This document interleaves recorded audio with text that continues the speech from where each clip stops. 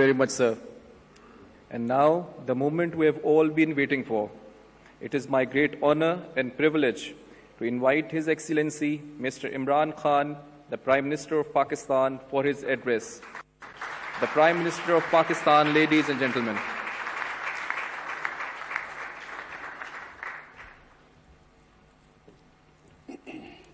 Bismillah ar-Rahman ar-Rahim.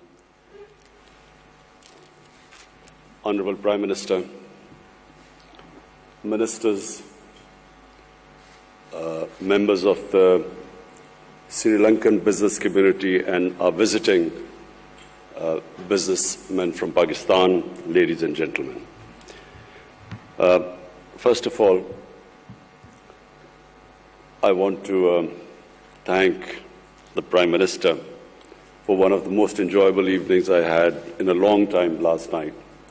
Partly because, of course, Corona, we never had evenings like that.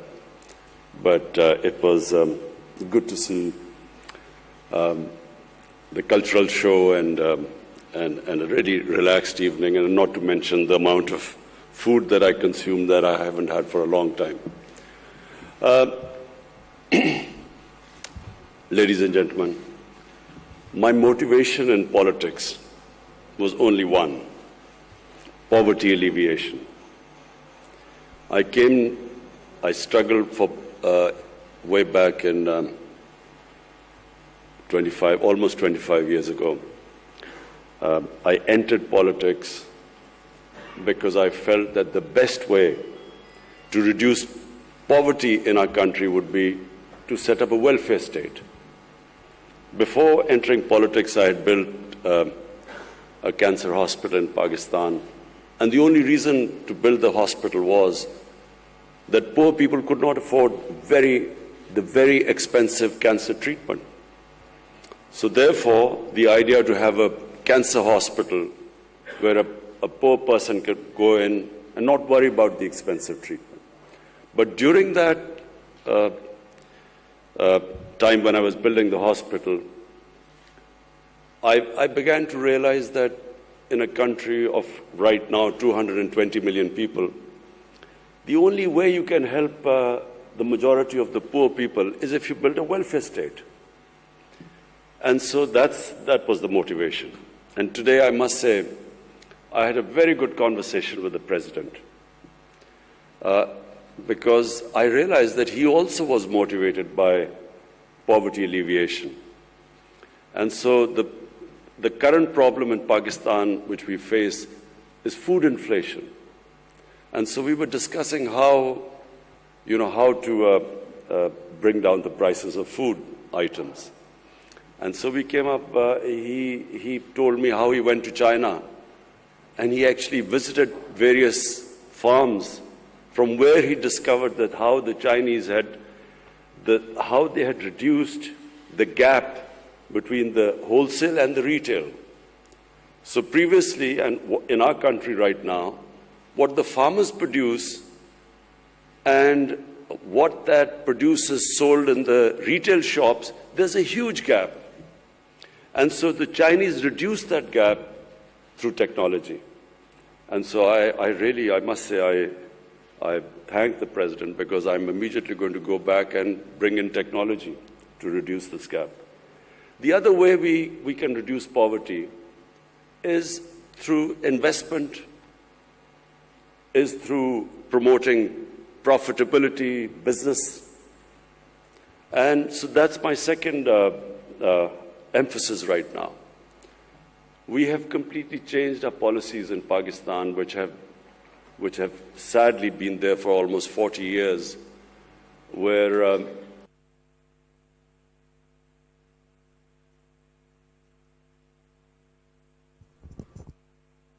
the whole government structure, the bureaucratic structure, evolved such that it was an impediment in the way of investment and the business community. So this whole mindset we have been trying to change in the last 2 years, and removing all the impediments, which translates into the expression ease of doing business. And we have really improved 28 spots. We've come down. Our ease of doing business has improved according to the World Bank. And so the whole idea is that we generate wealth, and from that wealth we can then spend on the bottom half of our population and lift them up from poverty, which is actually what China did. And China, I must say, one thing I admire about them is that no country in human history has ever taken out almost 700 million people out of poverty in 30 to 35 years. It's never been done before.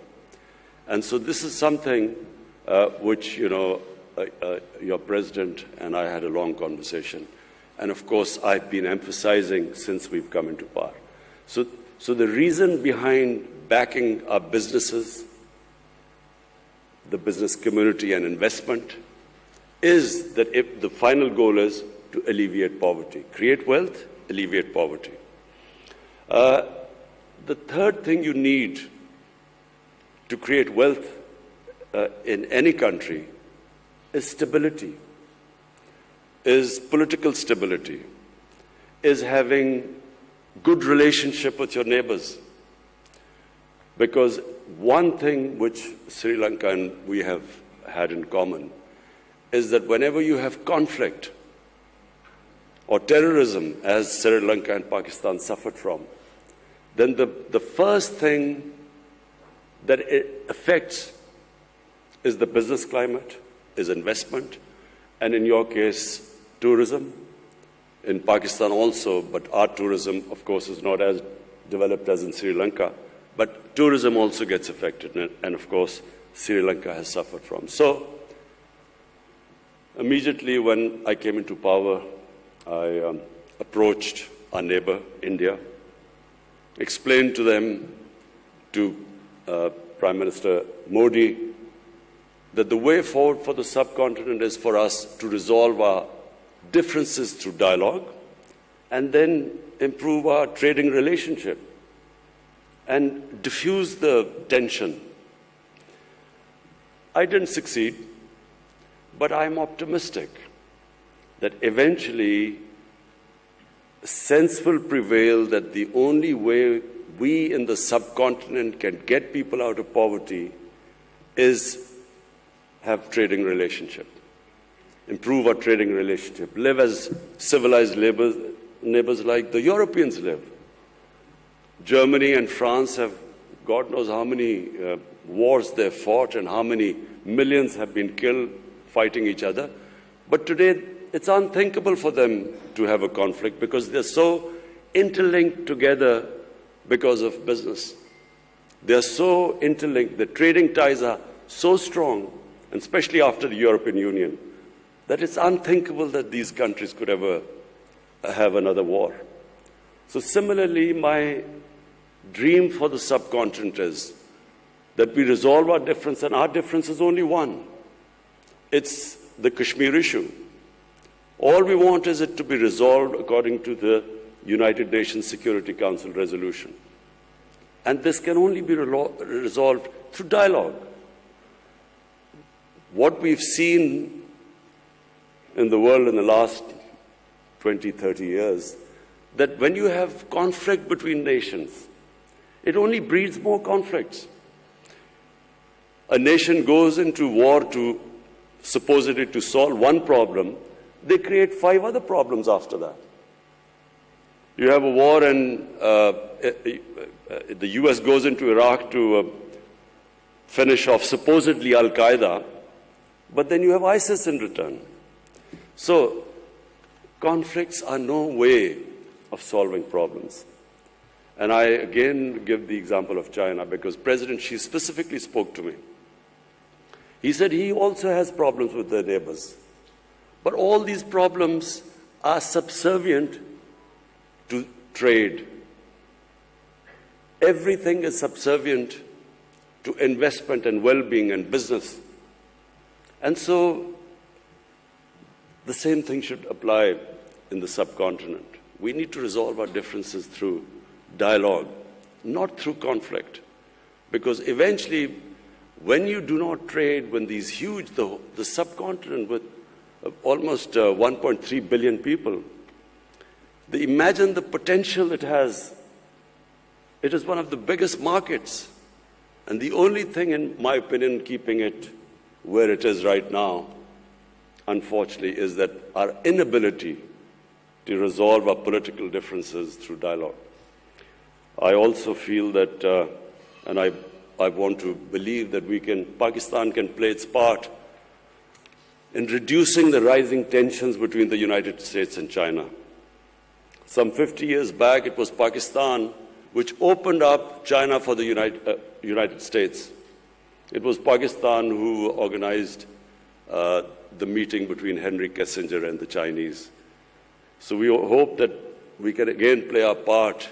We'd much rather be a country which, rather than becomes part of rivalries between countries, we actually become a country that brings other nations and humanity together. Back to Sri Lanka. We have a relationship that has huge potential for both the countries. From Pakistan point of view, I think the most we can learn from Sri Lanka is in tourism, because you have a much more advanced tourism industry compared to us. Pakistan has enormous potential in tourism, but it's completely, that potential so far is being discovered by local tourism, but not by foreign tourism. Local tourism in Pakistan has exploded. There are not enough hotels, guest houses to accommodate the massive tourism that has gone all over the country, specifically our mountain areas. For those of you who don't know, Pakistan has probably one of the most unique mountain sceneries in the world. Some of the highest peaks out of the 10, 12 peaks, almost half are in Pakistan, and along with the second highest mountain in the world. But it's a virgin territory. And why tourism has exploded in Pakistan?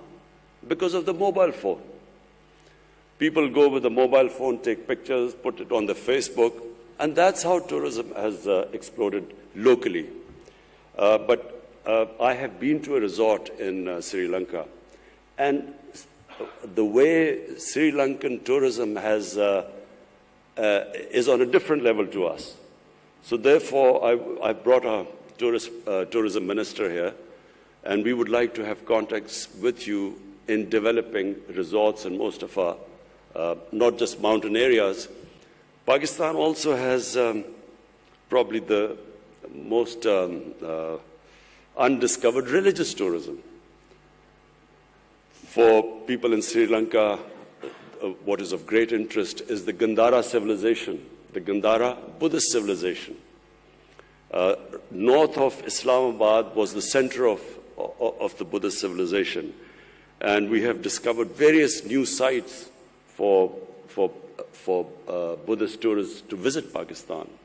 We had a group of South Korean monks coming in who now have shown great interest in a trail where we would make it for the Buddhist community to actually make a trail for them all over where they can visit various shrines.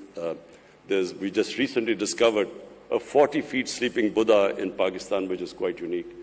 So apart from mountain tourism and religious tourism, we have a coastline, which is where we can, of course, again learn from Sri Lanka, because you have quite advanced beach tourism. Finally,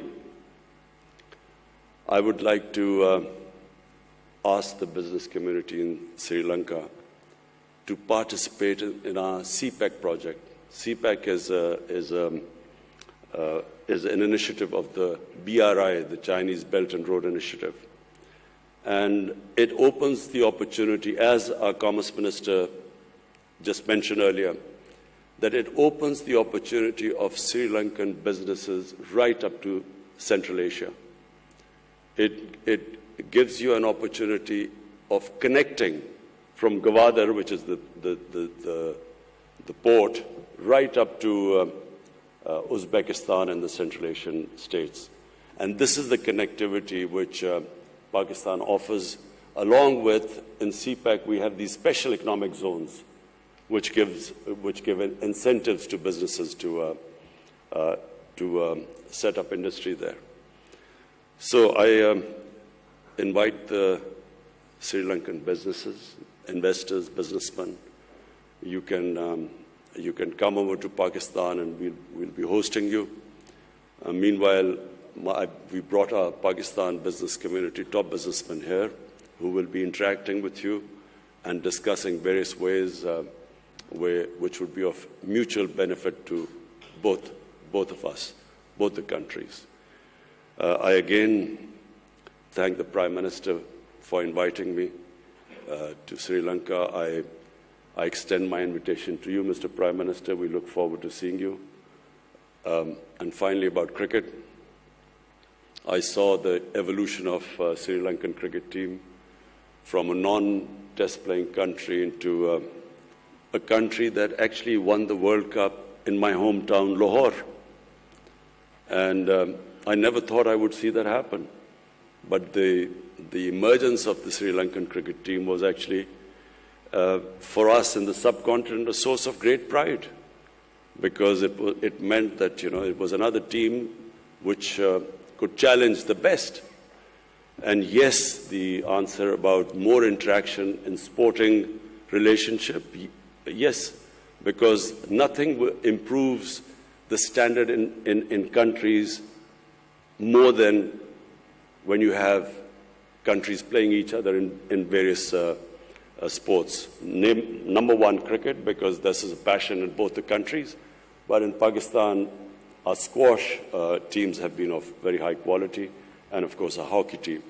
So we would start our interaction in these areas too. Later on, of course, I'm going to a sports event, so I'll talk more about it there later on. I again thank you. I want to thank our Ministry of Commerce and our Foreign Office for organizing this event. Thank you.